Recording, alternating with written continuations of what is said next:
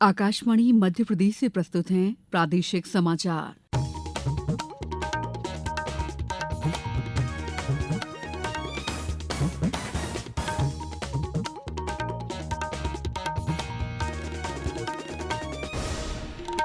नमस्कार, समाचारों के साथ मैं दीपा सिंह। प्रधानमंत्री नरेंद्र मोदी ने युवाओं, किसानों और महिलाओं की आकांक्षाओं को पूरा करने के लिए असाधारण गति की आवश्यकता पर जोर दिया है। प्रधानमंत्री ने कहा कि देशवासियों के सपने अभूतपूर्व ऊंचाइयों पर पहुंच रहे हैं। उन्होंने कहा कि सरकार जिन नीतियों पर काम कर रही है और जो फैसले ले रही है वे अगले 1000 वर्षों के भविष्य को आकार देंगे। प्रधानमंत्री ने आज नई दिल्ली में 17वें सिविल सेवा दिवस के मौके पर सिविल सेवकों को संबोधित करते हुए ये बात कही। उन्होंने कहा कि सरकारी योजनाओं को जमीनी स्तर पर पहुंचाना शासन की कुशलता को दर्शाता है।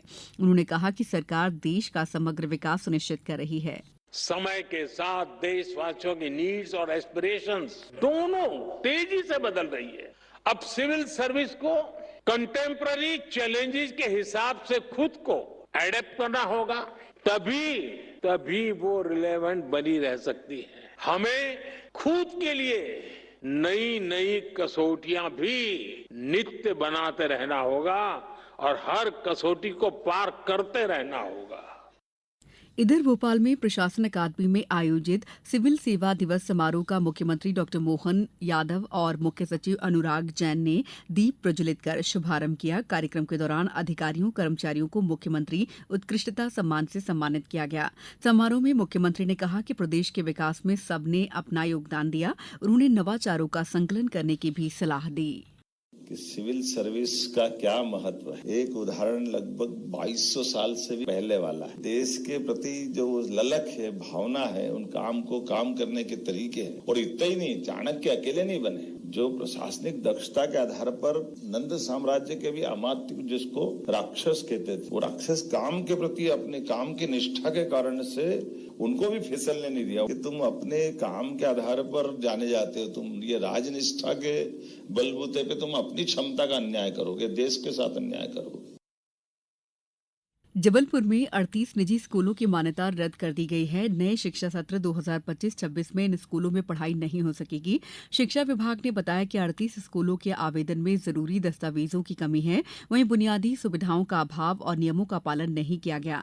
शिक्षा विभाग के अनुसार जिले में कक्षा 1 से 8वीं तक के कुल 743 स्कूल संचालित थे, लेकिन इस कार्रवाई के बाद नए सत्र में 1 से 8वीं तक के 705 स्कूल ही संचालित हो पाएंगे। रायसेन जिले में सुल्तानपुर थाना क्षेत्र के अंतर्गत भोपाल जबलपुर मार्ग पर आज सुबह एक तेज रफ्तार जीप बम्होरी ढाबे के पास पुलिया से टकराकर 10 फीट गहरी खाई में जा गिरी। इस हादसे में जीप में सवार 6 लोगों की मौत हो गई। हादसे में दूल्हा दुल्हन समेत 3 लोग गंभीर रूप से घायल हो गए हैं। पुलिस ने रेस्क्यू अभियान चलाकर घायलों को अस्पताल पहुंचाया। रायसेन पुलिस अधीक्षक पंकज कुमार पांडे ने बताया कि हादसे में 2 महिलाओं, 1 बच्ची और 3 पुरुषों की मौके पर ही मौत हो गई। शुरुआती जांच में सामने आया है कि चालक को नींद आने के कारण यह हादसा हुआ। अब कुछ समाचार संक्षेप में। मुख्यमंत्री डॉ मोहन यादव ने आज उज्जैन स्थित रामघाट पर सफाई मित्रों संग जल गंगा संवर्धन अभियान के अंतर्गत स्वच्छता कार्य में सहभागिता की और सफाई मित्रों को सम्मानित किया। शिवपुरी जिले के कलेक्ट्रेट भवन और बीआरसी कार्यालय के पास मौजूद उप डाकघरों में सौंदर्यीकरण किया गया है, जिसका लोकार्पण शिवपुरी विधायक देवेंद्र कुमार जैन ने किया।